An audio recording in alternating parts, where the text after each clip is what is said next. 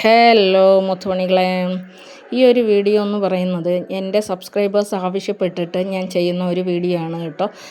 ഒരു 2-3 ദിവസമായി എൻ്റെ വീഡിയോസിൻ്റെ താഴെയും പിന്നെ എൻ്റെ വാട്സപ്പിലും ഇൻസ്റ്റാഗ്രാമിലുമൊക്കെ പല ആളുകളെന്ന് പറഞ്ഞാൽ എൻ്റെ സബ്സ്ക്രൈബേഴ്സ് തന്നെ എൻ്റെ സ്നേഹിതർ തന്നെയാണ് എൻ്റെ അടുത്ത് വന്നിട്ട് പറയുന്നുണ്ട്, ബീനെ ആരൊക്കെയോ എവിടെയൊക്കെയോ ഇരുന്നു കൊണ്ട് ബീനിനെ തറ പറ്റിച്ചു, അല്ലെങ്കിൽ ബീന് തോറ്റു തുന്നം പാടി എന്നൊക്കെ പറഞ്ഞുകൊണ്ട് വീഡിയോകൾ ചെയ്യുന്നുണ്ട്. ഇതിന് ഒരു മറുപടി ദയവായി ഞങ്ങൾക്ക് വേണ്ടി ബീൻ ചെയ്യണം എന്ന് പറഞ്ഞതുകൊണ്ട് മാത്രം ഞാൻ ചെയ്യുന്ന ഒരു വീഡിയോയാണ്.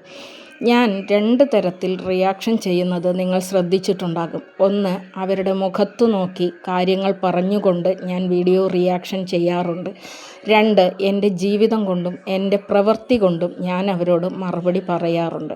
മുമ്പൊരിക്കൽ ഒരു സ്ത്രീ, ഞാനുമായി യാതൊരു ബന്ധവുമില്ലാത്ത, ഞാനുമായി ഒരു തരത്തിലും കൊമ്പ് കോർക്കാത്ത ഒരു സ്ത്രീ നിരന്തരമായി വന്നിട്ട് പറയുന്നുണ്ടായിരുന്നു, ഞാൻ മതം മാറിയ ഒരു സ്ത്രീയാണ്, ഞാൻ മുസ്ലിം മതം അതുപോലെ പാലിക്കുന്ന ഒരു വ്യക്തിയാണ്, എന്നാൽ രായമ്മ മതം മാറി എന്ന് പറഞ്ഞുകൊണ്ട് ജനങ്ങളെ പറ്റിക്കുകയാണ് എന്ന് പറഞ്ഞിട്ടുണ്ടായിരുന്നു. അന്ന് ഈ ജനങ്ങളുടെ മുന്നിൽ എൻ്റെ മതം എന്ന് പറയുന്നത് അതെൻ്റെ പേഴ്സണലായിട്ടുള്ള കാര്യമാണ്. ഞാൻ മതം മാറിയോ മാറിയില്ലേ എന്നുള്ളതൊന്നും എനിക്ക് ആരെയും ബോധിപ്പിക്കേണ്ട കാര്യമില്ല. അതോടൊപ്പം തന്നെ അവർ പറയുന്നുണ്ട്, എനിക്ക് അറബി വായിക്കാൻ അറിയില്ല, ഞാനതിന് ശ്രമിച്ചിട്ടില്ല, ഞാൻ പലതവണ ശ്രമിച്ചപ്പോഴും എനിക്കത് സാധിക്കാത്തത് കൊണ്ട് തന്നെ ഞാനത് ചുരുട്ടി മടക്കി ബാഗിൽ വെച്ചു. എന്നാൽ രായമ്മയായ എനിക്ക് അറബി വായിക്കാൻ അറിയാം, എനിക്ക് ഖുർആൻ ഓതാൻ അറിയാം എന്നുള്ളത് ഞാൻ കാണിച്ചു കൊടുത്തിട്ടുണ്ടായിരുന്നു. ഇത് ഒരുപാട് തവണ നജില എന്നെ വെല്ലുവിളിച്ച ഒരു കാര്യം കൂടിയായിരുന്നു. നിനക്ക് അറബി വായിക്കാൻ അറിയാൻ മൂടി, നീ മതം മാറിയ സർട്ടിഫിക്കറ്റ് എവിടെ ഇടി, നിൻ്റെ മക്കൾക്ക് അലിഫ് ബാഗ് എഴുതാൻ അറിയാൻ മൂടി എന്നൊക്കെ ഒരുപാട് മാസങ്ങളായിട്ട് അവരെന്നെ വെല്ലുവിളിച്ചിട്ടും ഞാനതിന് മറുപടിയായിട്ട് ഒന്നും തന്നെ ചെയ്തിട്ടുമില്ല, പറഞ്ഞിട്ടുമില്ല.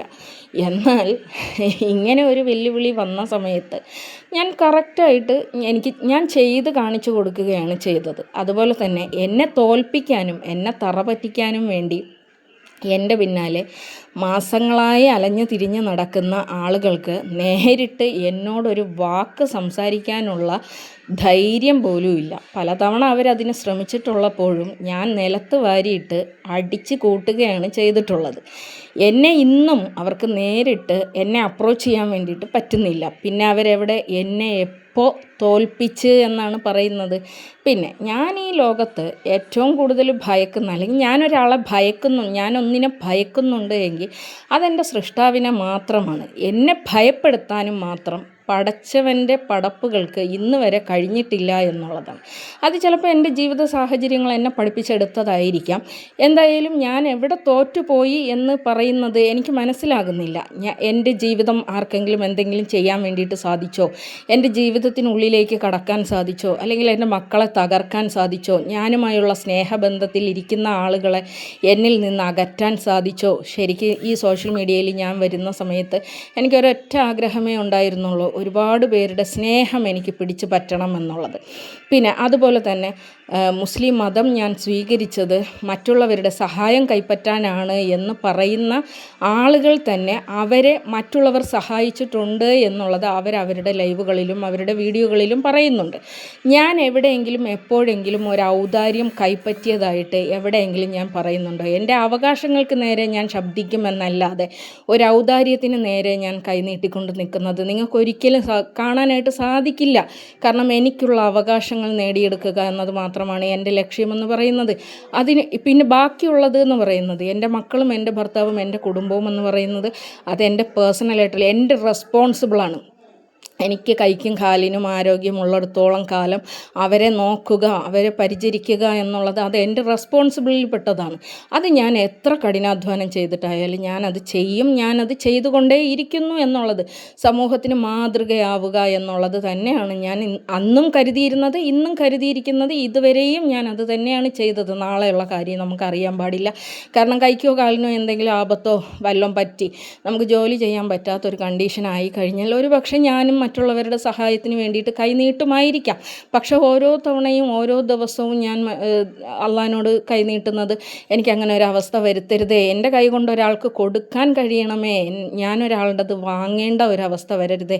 കാരണം കഷ്ടപ്പാടിൻ്റെ വില എന്താണെന്ന് നല്ലതുപോലെ അറിയാവുന്ന ഒരാളാണ്. എവിടെയെങ്കിലും ചുരുണ്ടുമൂടി ഇരുന്ന് എനിക്ക് കഴിവില്ല എന്ന് പറഞ്ഞുകൊണ്ട് നടക്കുന്നത് എനിക്ക് തീരെ ഇഷ്ടമില്ലാത്തൊരു കാര്യമാണ്. ഉള്ള കഴിവിൻ്റെ പുറത്ത് എന്തൊക്കെ ചെയ്യാൻ വേണ്ടിയിട്ട് പറ്റുമോ അത്രയൊക്കെ ഒരു നിമിഷം പോലും ഞാൻ മിണ്ടാതിരിക്കാൻ വേണ്ടിയിട്ടോ ചുമ്മാതിരിക്കാൻ വേണ്ടിയിട്ടോ ആഗ്രഹിക്കുന്ന ഒരാളല്ല. അതുകൊണ്ട് തന്നെ എൻ്റെ കഷ്ടപ്പാടിൻ്റെ ഫലം എന്താണെന്ന് വെച്ച് കഴിഞ്ഞാൽ റബ്ബ് എൻ്റെ കൈകളിലേക്ക് എത്തിക്കുകയും ചെയ്യുന്നുണ്ട്. എൻ്റെ ഹസ്ബൻഡ് ഒരിക്കൽ വയ്യാതാവുന്ന ഒരു സമയത്ത് ഞാനിങ്ങനെ ചിന്തിച്ചിട്ടുണ്ട്, എനിക്ക് എങ്ങനെ ജീവിക്കാൻ വേണ്ടിയിട്ട് പറ്റുമോ. പക്ഷേ ഇന്ന് അങ്ങനെ ഒരു വയ്യായ്ക എൻ്റെ ഭർത്താവിന് കൊടുത്തതിന് ഞാൻ നന്ദി പറയുകയാണ് ചെയ്യുന്നത്. കാരണം എൻ്റെ ഭർത്താവിന് അങ്ങനെ ഒരു ബുദ്ധിമുട്ട് നേരിട്ടിട്ടുണ്ടായിരുന്നില്ല എങ്കിൽ ഇന്നും ഞാൻ അടുക്കളയിൽ അദ്ദേഹത്തിനും മക്കൾക്കും വേവിച്ച് കൊടുത്തുകൊണ്ടൊരു സാധാരണ സ്ത്രീയായിട്ട് ജീവിച്ചു പോരുമായിരുന്നു. ഇന്ന് എനിക്ക് വേറൊരു വരുമാന മാർഗം കൂടി ഉണ്ടാക്കാൻ വേണ്ടിയിട്ട് സാധിച്ചു. എൻ്റെ ഹസ്ബൻഡ് ജോലി ചെയ്യുന്നുണ്ട്, ഞാൻ ജോലി ചെയ്യുന്നുണ്ട്. എൻ്റെ തോൽവി ആഘോഷിക്കാൻ വേണ്ടിയിട്ട് കാത്തിരിക്കുന്ന ആളുകളോട് എനിക്ക് ഒറ്റ കാര്യമേ പറയാനുള്ളൂ. നിങ്ങളുടെ സന്തോഷങ്ങളല്ല എൻ്റെ ജീവിതത്തിനെ ബാധിക്കുന്നതോ അല്ലെങ്കിൽ എൻ്റെ ജീവിതത്തിനെ നിയന്ത്രിക്കുന്നതോ എൻ്റെ റബ്ബാണ്. നീതിമാനായ എൻ്റെ റബ്ബ് ഞാൻ അനുഭവിച്ച വേദനകളെയും വിഷമതകളെയും ബുദ്ധിമുട്ടുകളെയും ഞാൻ പ്രതി എൻ്റെ സുഹൃത്തുക്കൾ അനുഭവിച്ച ബുദ്ധിമുട്ടുകളെയും ഒക്കെ പടച്ച തമ്പുരാനാണ് കാണുന്നത്. അങ്ങനെ പടച്ച തമ്പുരാൻ എനിക്ക് നീതി നടപ്പാക്കി തരുന്ന ഒരു ദിവസം എന്തായാലും വരിക തന്നെ ചെയ്യും. നിങ്ങളോട് എന്നെ വെല്ലുവിളിക്കുന്നവരോടും എന്നെ തോൽപ്പിക്കാൻ ആഗ്രഹിക്കുന്നവരോടും ഞാൻ ഒരിക്കൽ പബ്ലിക്കായിട്ട് അവരുടെ വെല്ലുവിളികൾ ഏറ്റെടുത്ത് വരുന്ന ഒരു ദിവസം ഉറപ്പായും ഉണ്ടാകും. നിങ്ങൾ കാത്തിരിക്കുക. അല്ലാതെ തോറ്റുപോയി എന്നും പറഞ്ഞുകൊണ്ട് എൻ്റെ പിന്നാലെ ഓടി നടന്നിട്ട് ഒരു കാര്യവും ഇല്ല. പൊന്നു മുത്തുമണികളെ, നിങ്ങൾക്ക് എന്നെ ഇതുവരെയും ഒന്നും ചെയ്യാൻ വേണ്ടിയിട്ട് സാധിച്ചിട്ടില്ല എന്നുള്ളതാണ് നിങ്ങൾ ആലോചിക്കേണ്ടത്.